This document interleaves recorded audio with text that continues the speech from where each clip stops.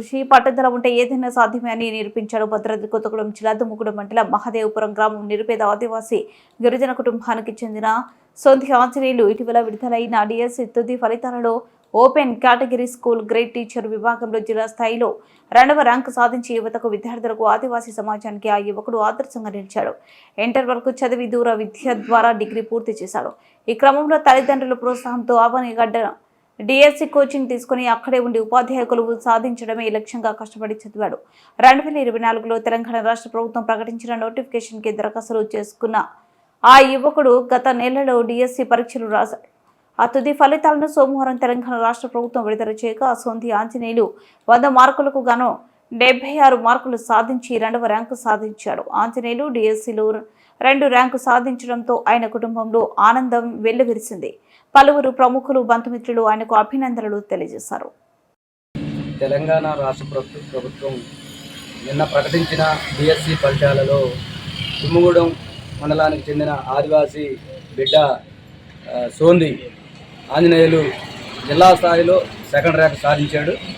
ఆ యువకుడిని మనం ఇప్పుడు స్వగ్రామం మహదేవపురంలోనే ఇప్పుడు కలుసుకున్నాం. అతను ఈ ర్యాంకు సాధించడానికి పడ్డ తపన కృషి ఏ విధంగా చేశాడు అనేది ఆ యువకుడిని అడిగి తెలుసుకుందాం. బాబు చెప్పండి, మీరు జిల్లా స్థాయిలో 2వ ర్యాంకు సాధించారని చెప్పి తెలిసింది. అసలు మీరు అది సాధించడానికి ఏ రకంగా కృషి చేశారు? నమస్కారం అండి, నా పేరు సోందే ఆంజనేయులు.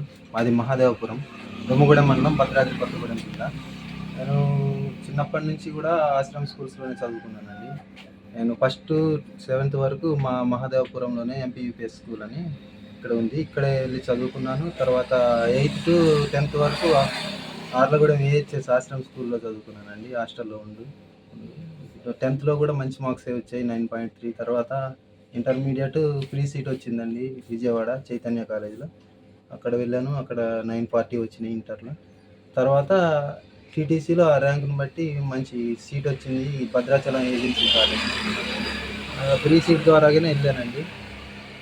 వెళ్ళాను, చదివాను. తర్వాత ఇక మా నాన్న వాళ్ళు ఇంకెంతకాలం ఎట్లుంటావు, ఏదో ఒక జాబ్ చేయాలి కదా, దేనికైనా కష్టపడి ఏదైనా జాబ్ సంపాదించాలంటే ఇక ఆవనిగడ్డ కోచింగ్ పంపారండి. ఆవనిగడ్డకు కోచింగ్ పంపారు. ఎంత ఆర్థికంగా ఇబ్బంది అయినా కానీ డబ్బులు సర్దుకొని ఇచ్చి పంపించారు. ఇక 3 నెలల పాటు కోచింగ్ తీసుకొని తర్వాత అక్కడే ఉండి ప్రిపేర్ అయ్యానండి. ఆల్మోస్ట్ 2022కి వెళ్ళాను. 2022 to 2024 వరకు కూడా అక్కడే కష్టపడి ఇక మొన్న పడిన రాష్ట్ర ప్రభుత్వం ఇచ్చినటువంటి డిఎస్సి నోటిఫికేషన్లో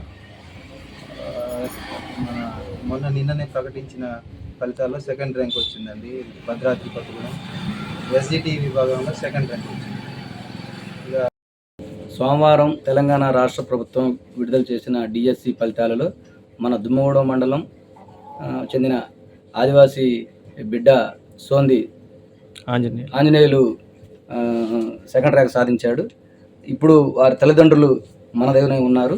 అసలు వాళ్ళ అబ్బాయిని చదివించడానికి పడ్డ కృషి తపన ఏ విధంగా పడ్డారో, అలాగే దానికి సంబంధించి ఆర్థికంగా అనేక ఇబ్బందులు తలెత్తుంటాయి, అవన్నీ ఎలాగ అధిగమించారనేది వాళ్ళ తండ్రి అందుబాటులో ఉన్నారు, వాళ్ళని అడిగి తెలుసుకుందాం. చెప్పండి, మీ అబ్బాయి జిల్లా స్థాయిలోని డిఎస్సిలో 2nd ర్యాంకు సాధించాడు. అందరూ దీన్ని గొప్పగా మాట్లాడుకుంటున్నారు, మన మండల ప్రజలు, ఈ జిల్లా ప్రజలు. మీరు ఏ విధంగా అతను చదివించడానికి ఎన్ని ఇబ్బందులు ఎదుర్కొన్నారు? చాలా ఇబ్బందులు పడుకుంటారు, కష్టపడి చదివించాను. వ్యవసాయం చేస్తాం, వ్యవసాయం చేసే చదివించాను సార్. కష్టపడి వాడు మేము చెప్పినట్టు కూడా మా మాట తీసేయకుండా కూడా చదువుకున్నాం సార్. ఇప్పుడు మీరు ఎలా ఫీల్ అవుతున్నారు అతను డిఎస్సి సాధిస్తే? ఇప్పుడు డిఎస్సి వచ్చిందని చెప్తే మాకు సంతోషం ఉంది సార్. ఇప్పుడు బడిపంతులు అవుతాడు అబ్బాయి. ఓకే, వాళ్ళ అమ్మగారిని కూడా అడిగి తెలుసుకుందాం. అమ్మ చెప్పండి అమ్మ, మీ అబ్బాయి ఇప్పుడు జిల్లా స్థాయిలో 2వ ర్యాంకు సాధించాడు, మీరు ఎలాగా ఈ సంతోషాన్ని పంచుకుంటున్నారు? మేము వ్యవసాయం చేసి కష్టపడి సాధించుకొని మా అబ్బాయిని చదివించగలిగిన ఉపశక్తి మాకున్నంత చదివించగలిగిన మా బాబు గురించి చెప్పినంత గౌరవంగా మంచిగా స్కూల్లోకి వెళ్ళి బడి చదువుకున్నాడు. మేము చెప్పిన మాట విని ఎక్కడ బయటికి తిరుగుకోకుండా మంచిగా ఉండి మంచిగా చదివిండు.